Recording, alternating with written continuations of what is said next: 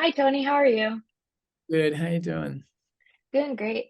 So with a movie like Poor Things, I mean, in general, you have a kind of brand of comedy that have mastered, especially with Emma Stone as the lead now. But where your level of making us think with the comedy kind of like it goes like this. And so for you, when you are writing, how is your process when you're navigating it? Do you think do you have, especially when you're working with an actress like Emma, do you have it where you're writing for Emma and her brand of comedy, or is that something that comes after? And then do you navigate her kind of comedic timing and ability to what you've already written?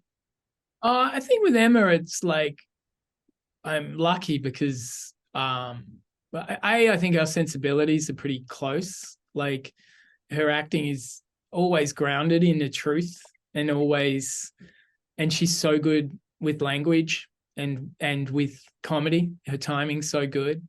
And that is sort of how I write as well. Everything's from character, everything's grounded in a truth, and then I kind of go for funny. So so I think and I I love language, and so she's so good with language. So I think we have all that in common as well. We have a bit of a sensibility around the world that's quite similar.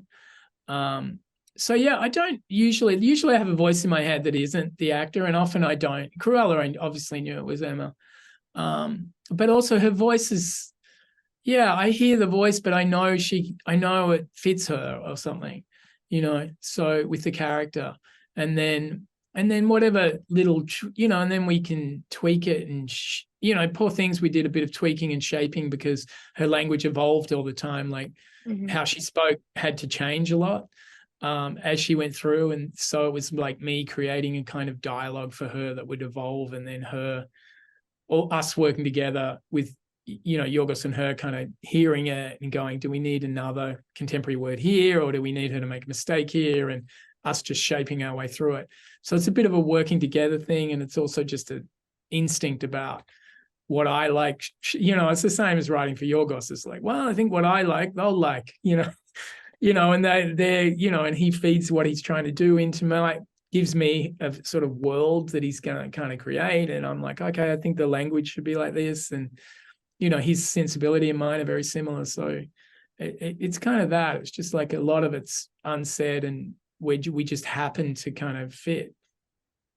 Yeah, and with a movie like this too, first I love Bella Baxter. I would so much. Like truly how that movie was like, no, I would die for her. I would live in that house with her and just do whatever Bella Baxter asked me to do. And I think it's fascinating to kind of see, Frankenstein-esque. I think I've called it Frankensteining story in my review.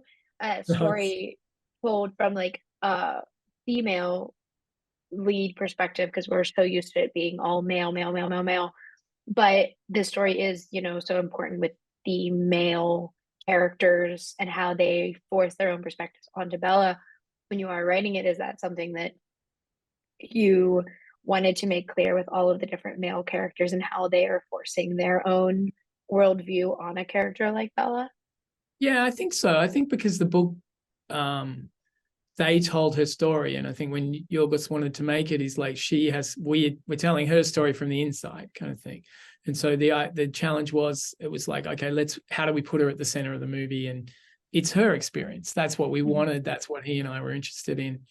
And then the satiric part of it for me was, okay, so here's this person just trying to discover the world and create curiously, discover with curiosity and optimism, and have this adventure in life without shame, without society. And here's all these people, predominantly men.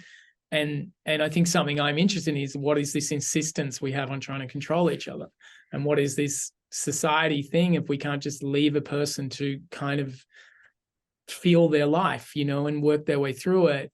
And all the guys, particularly, even if they came from a place of love that's genuine or whatever, it's manifesting often in awful ways, and it's control, and it's like, so it did feel like a good movie about, why do we have to control people's thoughts and ideas and women's bodies, and and yes, there's progress being made, but half the world, no, and even within our contemporary Western society, it's still like a struggle, and so I think that was part of it. It was those two elements that made us kind of interested in it. Yeah, and was did you and Yorgos at the same like have the the idea to like split it with the Alexandria storyline, because I do like how it is, her thinking the world is this great place that she can explore and have so much fun, and then it hits Alexandria and she sees kind of, the Yeah. destruction that men can cause. Yeah, I think it was like we wanted to, the idea was she's evolving all the time, sexually, emotionally, intellectually, politically. And there would be points where, it's that thing. She separates from more or less her family to discover herself. But at some point, she realizes there's something beyond herself. Mm-hmm. There's a thing called the world, and she's actually a creature of privilege. And so that was a real pivot point, because she went, I have to discover how I can be a person in the world who helps the world and changes the world. And so that was sort of a real moment that tonally was a real jagged shift, and was always sort of going to be. That would pivot her into, how do I become someone I respect who can contend with the world and change society, because I don't understand society, but it seems fucking awful. So I need to kind of, change the brothel system, or like become like a socialist, or like go home and be a doctor, and like, so yeah. And was there like one of the most interesting parts of this movie, I think, for me, is that like Duncan doesn't know her deal.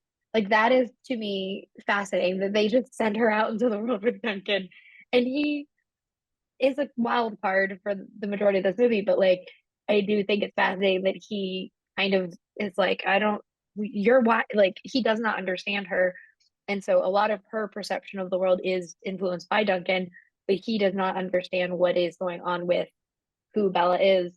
Was that was there ever a conversation about like God explaining what is going on with Bella to him, or was it always just like, no, Duncan has to kind of be her eyes at that point? No, I think it was always like she saw Duncan as a way out and Mm-hmm. an adventure, and so he was just an escape route for her in a lot of ways.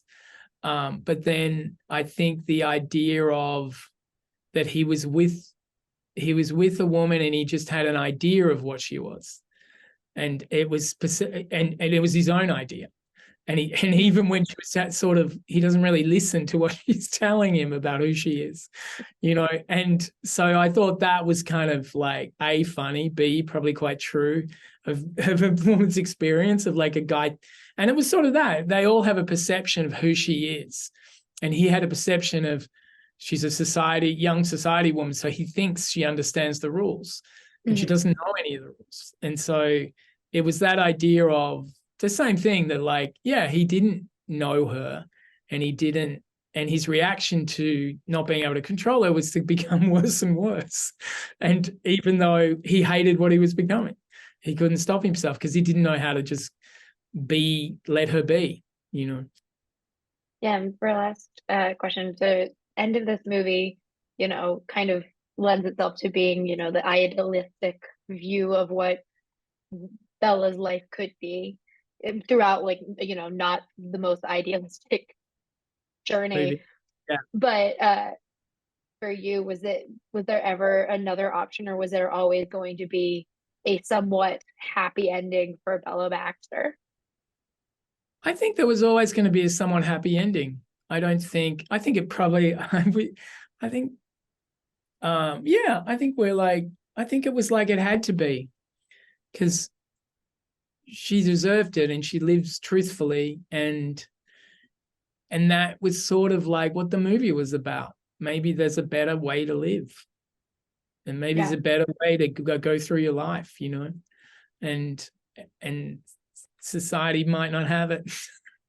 might not be the answer.